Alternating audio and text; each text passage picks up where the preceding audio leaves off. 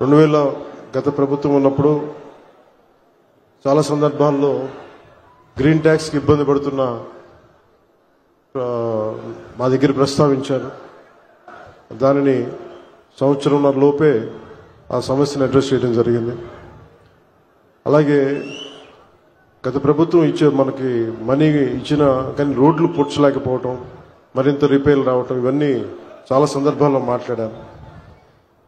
ముఖ్యంగా స్త్రీ శక్తి ఈ ఉచిత బస్ ప్రయాణం ఈ పథకం కింద ఇది ఇచ్చినప్పుడు మొట్టమొదటిసారి క్యాబినెట్లో ప్రవేశపెట్టినప్పుడు ముందుగా ఆలోచించింది మీ ఆటో డ్రైవర్ మీ వృత్తి మీ గురించి ఆలోచించాం. ఫస్ట్ ఏదన్నా ఉచిత బస్సు ప్రయాణం ఇస్తే ఆటోలకు ఇబ్బంది అవుద్ది, వారి ఉపాధికి ఇబ్బంది అవుద్ది, అందరూ బస్సులో వెళ్ళిపోతే మా పరిస్థితి ఏంటని ఖచ్చితంగా అంటారనేది ఆ రోజు క్యాబినెట్లో ప్రస్తావిస్తే గౌరవ ముఖ్యమంత్రి గారు ఒకటే ఇచ్చారు, ఎట్టి పరిస్థితుల్లో కూడా వారిని నిర్లక్ష్యం చేయం, వారికి ఏ సమస్యలు ఉన్నా సరే వారిని ఎలా కాంపెన్సేట్ చేస్తాం దాని మీద కొంచెం సమయం కావాలని మనస్ఫూర్తిగా ఆయన ఆ రోజు చెప్తే మేమందరం బలంగా నమ్మాం.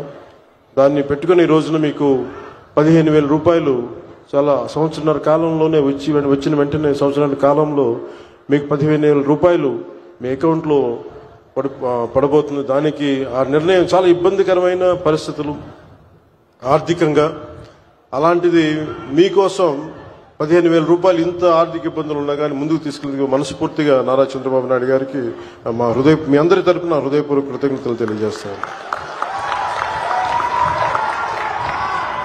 సమర్థవంతమైన నాయకత్వం, ప్రణాళికాబద్ధమైన పాలన ఉంటే ఏ రాష్ట్రమైనా సుభిక్షంగా ఉంటుంది.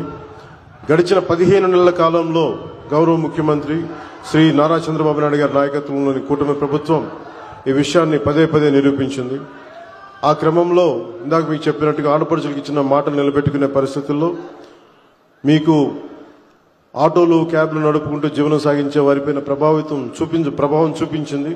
అందుకనే ఈ రోజున 15,000 రూపాయలు మీకు ఇచ్చి మీకు చిన్నపాటి వెన్నుదన్నుగా ఉన్నామని తెలియజేసుకుంది కూటమి ప్రభుత్వం.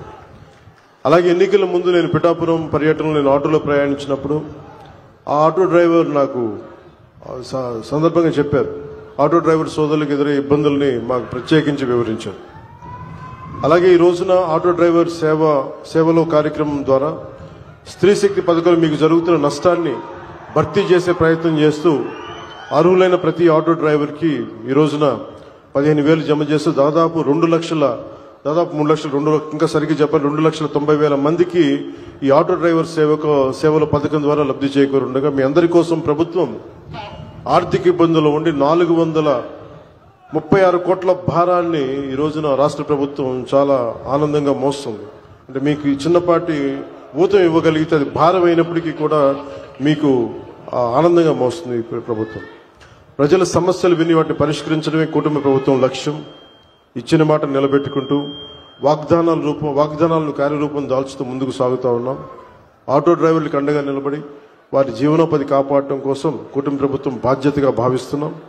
సమర్థవంతమైన నాయకత్వం ఉంటే ప్రజల జీవితంలో చాలా నిజమైన మార్పు తీసుకురావచ్చు అనేది మరోమారు ఈ పథకం మరోసారి రుజువు చేస్తూ ఉంది. అలాగే మీకు ఇంత కష్టాల్లో కూడా మాకు సహకారం అందిస్తున్న గౌరవ ప్రధాని శ్రీ నరేంద్ర మోదీ గారికి మనస్ఫూర్తిగా ధన్యవాదాలు తెలియజేసుకుంటూ ముఖ్యమంత్రి శ్రీ చంద్రబాబు నాయుడు గారి నాయకత్వం భవిష్యత్తులో మీకు ముఖ్యంగా ప్రజలతో పాటు మీకు ప్రత్యేకించి ఆటో నడుపుతున్న సోదరుల కుటుంబాలకి మీ అందరికీ కూడా మేము అండగా ఉంటామని తెలియజేసుకుని సెలవు తీసుకున్నాను.